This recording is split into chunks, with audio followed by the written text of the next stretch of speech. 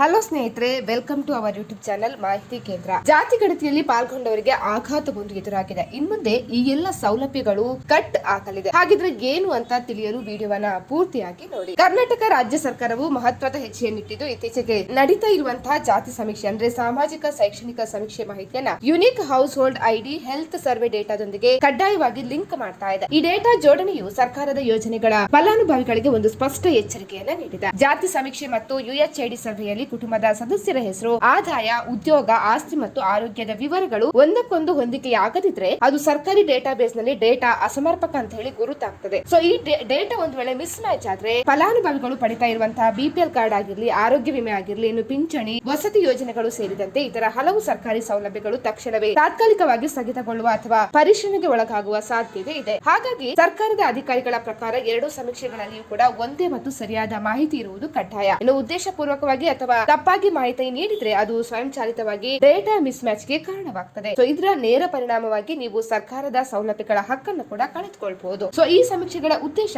ಕೇವಲ ಜನಗಣತಿ ಮಾಡುವುದಲ್ಲ, ಬದಲಾಗಿ ನಿಜವಾದ ಅರ್ಹರಿಗೆ ಯೋಜನೆಗಳನ್ನ ತಲುಪಿಸುವುದು ಕೂಡ ಆಗಿರುತ್ತದೆ. ಸೊ ಹಾಗಾಗಿ ನೀವು ಜಾತಿ ಸಮೀಕ್ಷೆ ಅಥವಾ ಯುಎಚ್ಐಡಿ ಸಮೀಕ್ಷೆ ಯಾವುದೇ ಸಮಯದಲ್ಲಿ ಮಾಹಿತಿ ನೀಡುವಾಗ ಸಂಪೂರ್ಣವಾಗಿ ಮತ್ತು ಪ್ರಾಮಾಣಿಕವಾಗಿ ಎಲ್ಲ ವಿವರಗಳನ್ನ ನೀಡಬೇಕು. ನಿಮ್ಮ ಕುಟುಂಬದ ಆದಾಯ, ಉದ್ಯೋಗ ಮತ್ತು ಆಸ್ತಿ ವಿವರಗಳಲ್ಲಿನ ಸಣ್ಣ ವ್ಯತ್ಯಾಸವೂ ಸಹ ಮುಂದಿನ ದಿನಗಳಲ್ಲಿ ಸರ್ಕಾರದ ಆಟೋ ವೆರಿಫಿಕೇಶನ್ ಪ್ರಕ್ರಿಯೆಯಲ್ಲಿ ಸಮಸ್ಯೆಯನ್ನ ಉಂಟು ಮಾಡಬಹುದು. ಹಾಗಾಗಿ ನಿಮಗೆ ಸಿಗುವಂತಹ ಸೌಲಭ್ಯಗಳು ಕೂಡ ತಪ್ಪಿ ಹೋಗಬಹುದು. ಹಾಗಾಗಿ ಈ ಬಗ್ಗೆ ನೀವೆಲ್ಲರೂ ಕೂಡ ಮಾಹಿತಿಯನ್ನ ನೀಡುವಾಗ ಎಚ್ಚರಿಕೆಯನ್ನು ವಹಿಸಬೇಕಾಗ್ತದೆ. ಸ್ನೇಹಿತರೆ, ಈ ಮಾಹಿತಿ ಇನ್ಫಾರ್ಮೇಟಿವ್ ಅನ್ಸಿದ್ರೆ ವಿಡಿಯೋಗೊಂದು ಲೈಕ್ ಅನ್ನು ಕೊಡಿ. ಇನ್ನು ಏನೇ ಡೌಟ್ ಇದ್ರೂ ಕೂಡ ನಮ್ಮ ಜೊತೆ ಕಮೆಂಟ್ ಮಾಡಿ ಕೇಳಿ.